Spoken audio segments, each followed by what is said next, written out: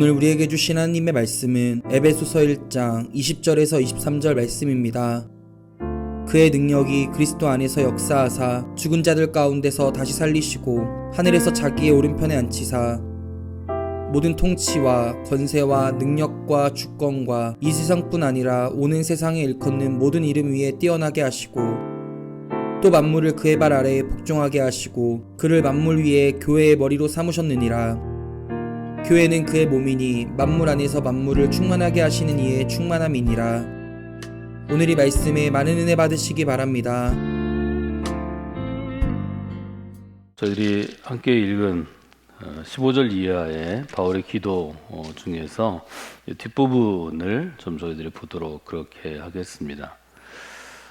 우리가 매일 먹는 것, 또 쉬는 것, 또 잠자는 것이 우리의 인생 가운데 필요한 이유는 그 행위들을 통해서 하루의 삶에 필요한 에너지를 얻기 때문입니다. 그래서 먹지 않고 하루를 살 수 있는 에너지를 갖게 되는 사람은 없습니다. 또 여러분들이 충분히 쉬지 않고 또 잠자지 못한다면 그 다음날 하루의 삶에 필요한 에너지를 또한 얻을 수 없는 것을 우리가 보게 됩니다. 때로는 먹는 것이 우리에게 어떤 즐거움을 줄 수 있겠지만 하나님께서 우리에게 다양한 활동들을 살아있는 생물들에게 주시는 것은 그 과정을 통해서 자기에게 주어진 생명을 살아갈 만한 일종의 에너지를 이제 주기 때문인데 그리스도인은 그 에너지의 측면에서 보면 그리스도인으로 살아갈 때 그 하나님이 주시는 어떤 힘, 하나님이 주시는 능력들, 에너지들을 받아야 하는 것을 우리가 보게 됩니다. 그래서 우리가 그리스도로 살아가기 위해서는 그리스도 안에서 주시는 하나님의 능력을 알고 또 그 하나님의 능력을 공급받는 사람이 돼야 그래야 우리가 살아있는 그리스도인 혹은 건강한 그리스도인으로 살 수 있다는 것을 여러분들이 한번 돌아보시면 좋을 것 같습니다. 기도의 앞부분으로 넘어가면 마음의 눈이 밝혀질 때 우리에게 주시는 몇 가지 소망들이 있는데 첫째는 부르심의 소망을 우리가 알 수 있고 또 하나님이 우리에게 주시는 기업의 영광의 풍성함을 우리가 볼 수 있고 19절에 보면 그의 힘의 위력으로 역사심을 따라 믿는 우리에게 베푸신 능력의 지극히 크심이 어떠한 것을 너희로 알게 하시기를 구하노라. 그 구절이 19절에 있습니다. 20절은 말하자면 여기서 설명하고 있는 하나님의 능력이 얼마나 크신지를 알 수 있도록 설명하는 내용들이 이어지는 것을 우리가 보게 됩니다.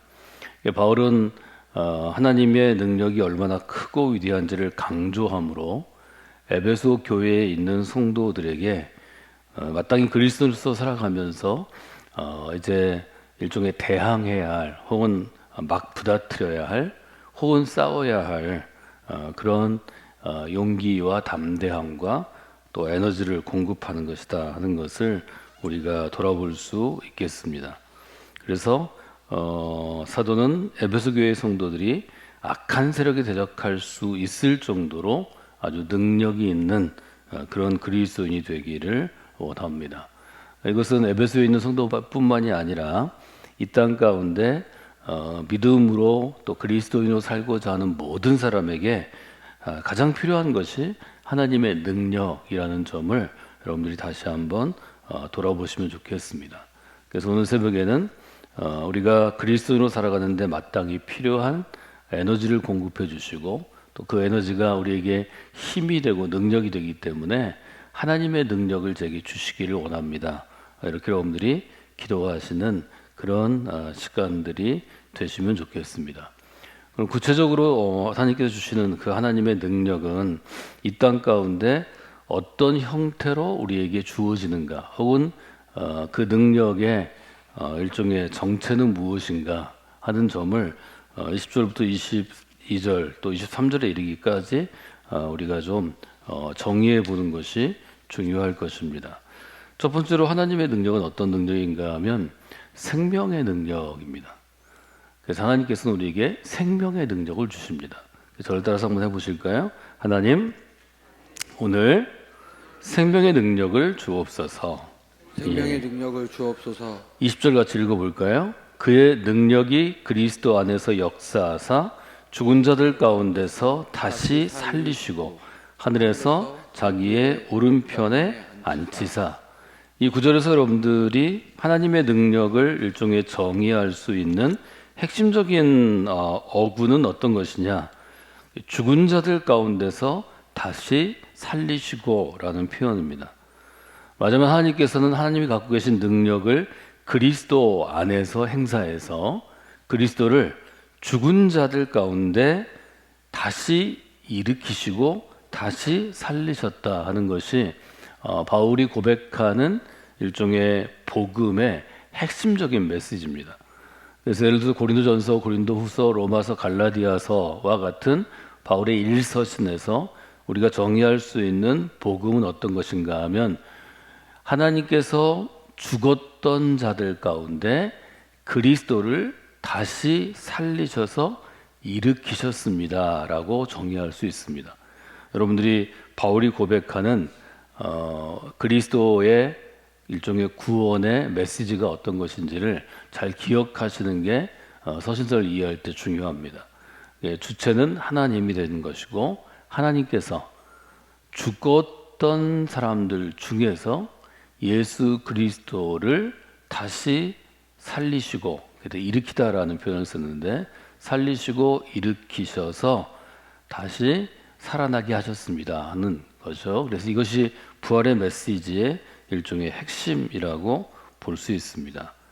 그래서 하나님의 능력은 죽은 자들 가운데서 다시 살리시는 능력, 그래서 우리가 부활의 능력 이렇게 이야기할 수도 있고 죽은 자들 가운데서 다시 생명을 시작하셨기 때문에 다시 새롭게 시작할 수 있는 능력이라고 볼 수 있습니다. 이사야를 따라서 제가 이 능력을 New Beginning이라고 영어 단어로 나누어서 우리가 교회 신앙의 표로 또 신앙의 목표로 우리가 썼는데요. 이런 하나님의 능력 때문에 그리스도인들은 넘어져도 다시 일어날 수 있고 실패해도 다시 일어날 수 있고 또 어떤 곤고함을 당해도 바울의 표현처럼 아주 힘들고 어렵고 괴로운 일을 당해도 다시 일어나서 다시 시작할 수 있는 힘을 갖게 되는 것이고 또 그런 힘을 우리가 하나님께 요청할 때 하나님께서 공급해 주신다는 믿음입니다. 그래서 여러분들이 이 사순절 다시 일어서서 다시 시작할 수 있는 능력을 구하시고 또 체험하시는 분들이 되시기를 원합니다. 바꿔서 정리해서 말하면 여호와의 능력이 임한 인생은 다시 일어날 수 있습니다. 여호와의 능력이 임한 인생은 다시 시작할 수 있습니다. 어떤 일에 우리가 넘어지고 또 실패하고 또 실수하거나 큰 어려움이 있을 때 다시 시작하는 것은 정말 큰 능력입니다. 우리가 흔히 예를 들지만 차가 시동이 꺼져서 비행기가 엔진에 시동이 꺼져서 말해서 이륙하지 못하고 테이크오프하지 못하고 다시 일어서기 위해서는 더 큰 엔진의 힘을 필요로 하는 것처럼 사람이 살아가면서도 그런 일을 당하게 되는데 그때 하나님의 능력을 구하시면 하나님께서 생명의 능력을 주셔서 다시 살아나고 다시 시작할 수 있도록 해주신다는 것이 성경에 있어서 하나님을 경험한 사람들의 귀한 고백입니다. 이 사순절에 그 하나님의 능력이 충만하게 여러분에게 임하기를 원합니다. 잠언의 구절 가운데 제가 자주 인용하는 구절 중에 하나는 잠언 24장 16절의 말씀입니다. 의인은 7번 넘어질지라도 다시 일어날 것입니다. 이 부분을 여러분이 마음 가운데 두시면 좋겠습니다. 의인은 7번 넘어지더라도 또 7번 일어날 수 있습니다. 여러분이 그런 삶을 살아가시기를 주님의 이름으로 축원해 드립니다. 우리가 부르던 찬양 중에서 예수의 이름으로 나는 일어서리라 하는 찬양이 있는데요. 굉장히 단순한 가사입니다. 예수의 이름으로 나는 일어서리라. 주가 주신 능력으로 나는 일어서리라. 원수가 날 향해 와도 쓰러지지 않을 것이고 주가 주신 능력으로 내가 일어설 것입니다. 에베소 1장 20절 이하에 있는 하나님의 능력이 주는 아주 위대한 살아있는 그러한 사건과 아주 분명하게 일치되는 가사를 쓴 것을 보게 됩니다. 여러분들이 주가 주신 능력으로 어떤 상황에서도 다시 일어나는 그런 귀한 역사가 이 사순절 가운데 또 올해 가운데 여러분에게 있도록 하나님께서 역사해 주시기를 원합니다. 또 우리가 사순절에 기도할 때 여러분 개인과 또 여러분의 가족들만이 아니라 교회 전체를 두고 우리가 함께 기도하게 되는데 우리 교회 가운데 1년 동안 여러 가지 상황, 여러 가지 일이 있겠지만 하나님께서 능력 주셔서 다시 시작하고 다시 일어서는 역사가 있도록 여러분들이 위에서 기도해 주시기를 주님의 이름으로 부탁을 드립니다. 첫 번째가 생명의 능력이라면 두 번째는 저는 승리의 능력 이렇게 이름을 붙여보았습니다. 승리의 능력은 어떤 것인가? 21절 보면 모든 통치와 권세와 능력과 주권과 이 세상뿐 아니라 오는 세상에 일컫는 모든 이름 위에 뛰어나게 하시고 22절 또 만물을 그의 발 아래 복종케 하시고 그를 만물 위의 교회의 머리로 삼으셨느니라 하는 구절입니다. 우리가 그리스도로 살기 위해서는 이 땅 가운데서 영적으로 어떤 대결, 그래서 이것을 영적인 전투, 영적인 전쟁 이렇게 영어 단어를 번역하게 되는데요. 개인의 삶에서 혹은 교회와 같은 공동체의 어떤 사역에서 또 우리가 어떤 일을 할 때 하나님의 일종의 사신으로 하나님의 대사로 우리가 어떤 일을 할 때 영적으로 부딪히는 일들이 있을 수밖에 없습니다. 그러니까 영적인 전투 없이 우리가 살아갈 수는 없습니다. 그것은 이 세상에는 통치와 권세와 능력과 주권이 있기 때문입니다. 이 표현은 바울이 아주 세상에 있는 그러니까 세상을 지배하는 악한 세력을 지칭할 때 그때 사용하던 일종의 어구라고 볼 수 있습니다. 정사는 헬라어로 아르케라는 단어인데요. 이것은 시간의 어떤 관점에서 보면 시작한다라는 뜻입니다. 무슨 일을 시작할 때. 그런데 이것이 지위와 관련하면 어떤 권력을 갖고 있는 힘을 갖고 있는 어떤 관리, 지배자 이렇게 의미할 수 있습니다. 권세도 비슷한 것인데 권세는 일종의 영적인 세력이 갖고 있는 그러한 권세 또 능력이라고 볼 수 있습니다. 또 여기 능력이라고 번역된 헬러 디나미스는 능력, 힘을 갖고 있는 영적 존재를 말할 때 종종 쓰이는 단어이고 또 마지막에 있는 주권 혹은 주관하는 자라는 것은 통치권을 가진 일종의 식민지의 총독이라든지 왕이라든지 그 총독이 임명한 어떤 관리입니다. 그러니까 통치와 권세와 능력과 주권은 어떤 이 땅의 세계 가운데서 힘을 가지고 통치하고 지배하고 다스리는 권세를 의미하죠. 그런데 이 권세는 세상의 권세라고 아주 분명하게 서신서의 세계에서는 구분해 놓습니다. 우리는 이 땅에 있는 어떤 통치와 권세와 능력과 주권에 묶여 있는 그 소유가 아니고 우리는 어제 본 것처럼 하나님의 소유입니다. 하나님에게 속해 있는 것입니다. 그래서 땅의 권세와 하나님의 소유된 성도들, 그리스도인들은 일종의 부딪힐 수밖에 없는 영적인 전투 가운데 나아갈 수밖에 없습니다. 에베소 이제 끝에 6장에 가시면 여러분 잘 아는 구절이 있죠.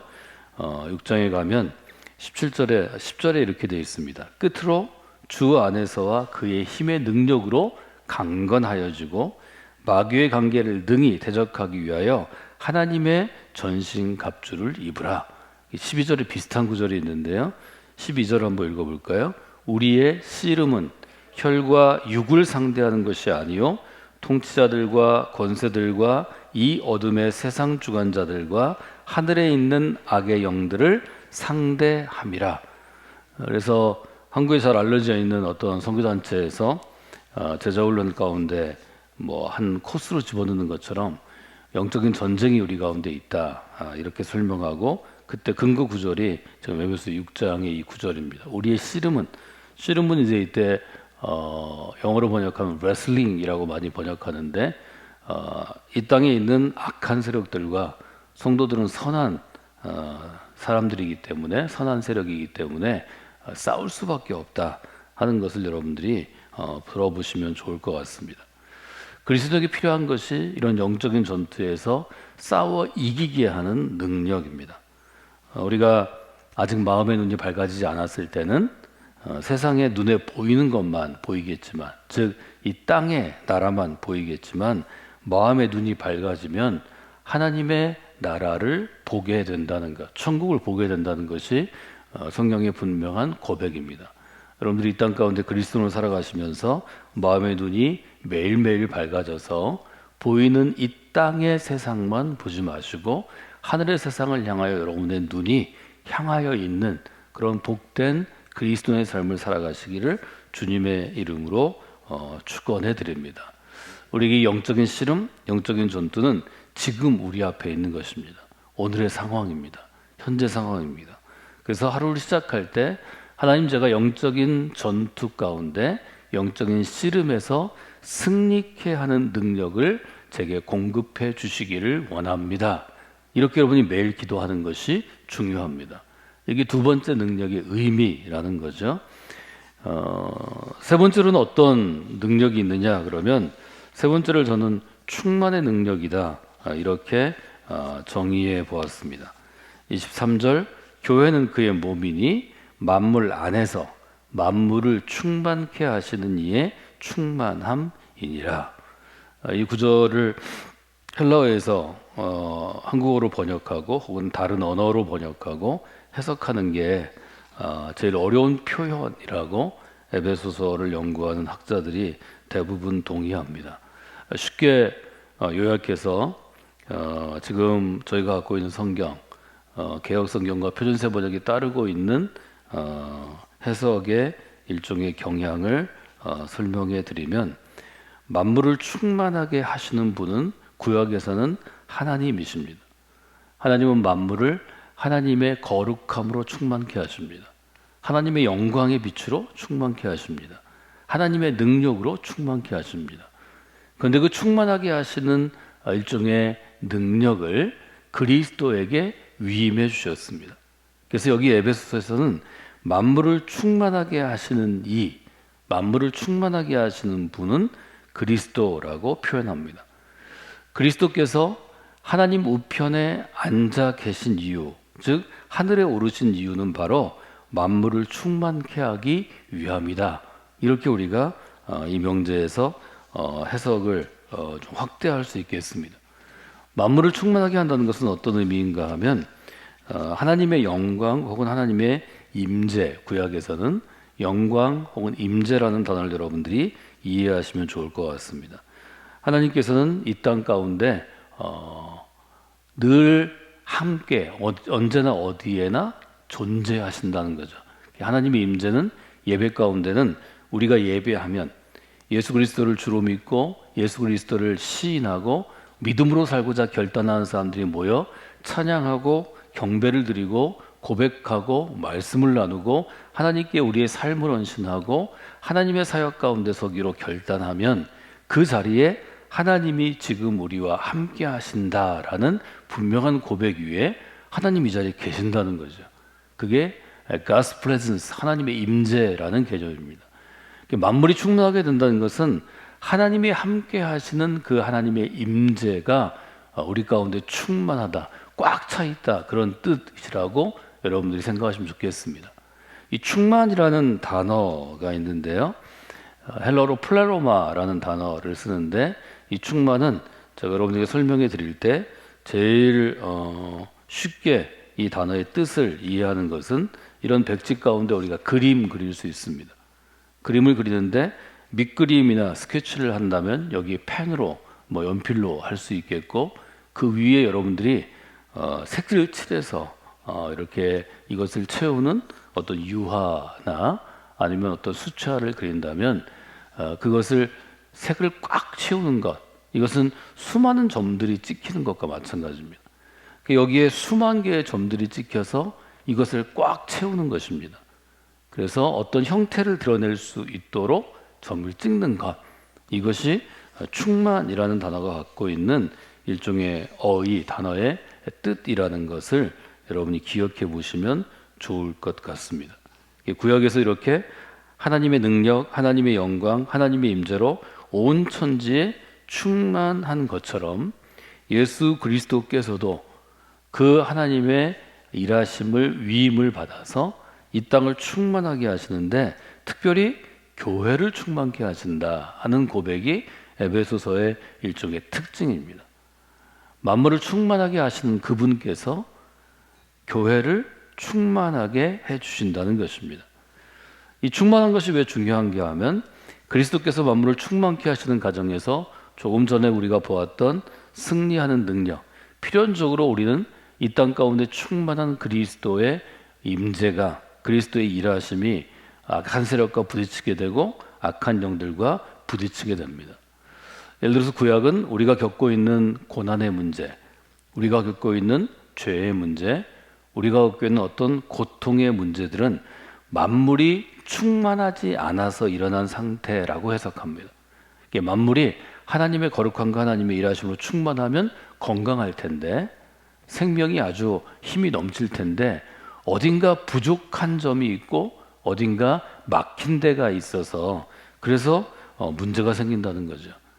그래서 이것을 해결하는 것은 하나님의 충만이고 그리스도의 충만인데, 그리스도의 십자가 사건과 다시 살아나신 부활의 사건이 바로 그것을 가능케 해준다는 것입니다. 그래서 여러분이 기억하실 것은 교회가 그리스도의 충만이 된다는 것은 교회가 그리스도에 의해서, 즉 그리스도께서 교회를 충만케 하신다는 것입니다. 그 어떻게 충만케 하시는가 하면 교회 안에는 여러분과 같은 성도들이 또 목회자들이 서로 자기의 역할을 감당함으로 하나님의 집을 지어가는 거죠. 하나님의 교회를 지어가는데, 예를 들면 교회의 구성원들이 그리스도의 주인 되심, 주권에 순종하고 그리스도 중심으로 신앙생활하고 그리스도 중심으로 살아갈 때에 하나님께서는 교회를 구성하는 성도들에게 은혜를 더해 주시고, 또 그리스도께서 우리 1장의 3절 이하에서 봤던 하늘의 신령한 복을 더하시고 성령의 은사를 주시고, 또 그 성령의 은사를 통해서 교회를 다시 섬기는 그런 일종의 순환이 일어난다고 볼 수 있습니다. 그래서 교회가 그리스도로 충만해야 되는 이유는 그리스도로 충만할 때 살아남의 역사가 있고 서로를 귀하게 여기고 격려하는 사랑의 역사가 있고, 고린도 교회에 본 것처럼 서로 다른 은사를 하나님이 주심으로 은사를 통해서 교회를 세워가는 일종의 좋은 사이클, 선순환이 이루어지기 때문이라는 거죠. 그래서 교회는 늘 그리스도의 충만으로 계속되어야 하고 계속해서 충만함을 구해야 한다 하는 점이 충만의 의미라는 것을 여러분들이 한번 좀 돌아보시면 좋을 것 같습니다. 그래서 이 신학적인 책에서는 에베소 이 부분을 이렇게 마무리합니다. 그리스도로 충만케 된 교회는 계속해서 충만하게 되어야 한다는 거죠. 말하자면 교회는 그리스도의 충만함이 늘 있는 곳이고 그리스도께서 부족한 것을 충만하게 채워주신다. 이 점을 여러분들이 오늘 기억하시면 좋을 것 같습니다. 오늘 하나님의 능력에 대해서, 하나님이 왜 위대하고 크신 능력을 그리스도인들에게, 성도들에게 주시는가를 함께 나누었습니다. 그리고 이 하나님의 능력을 세 가지로 우리가 20절 이하에서 나누었는데요. 첫 번째 능력은 어떤 것이었죠? 첫 번째 능력은 생명의 능력입니다. 다시 살리시는 능력입니다. 다시 시작하게 하시는 능력입니다. 두 번째는 어떤 능력이었죠? 승리의 능력입니다. 영적인 싸움 가운데서 우리에게 승리하도록 도우시는, 승리케 하시는 능력이라는 거죠. 세 번째는 어떤 능력이죠? 충만의 능력입니다. 어떤 능력인가 하면 만물을 충만하게 하시는 그분께서 교회를 충만케 하시고 그 교회를 충만하게 일종의 유지시켜 주신다, 이렇게 보시면 좋겠습니다. 교회를 유지하게 하시는 그 충만의 능력이다. 그래서 생명의 능력이, 승리의 능력이, 충만의 능력이 여러분에게 공급되는 귀한 하루요 또 귀한 사순절이 되기를 주님의 이름으로 축원해 드립니다.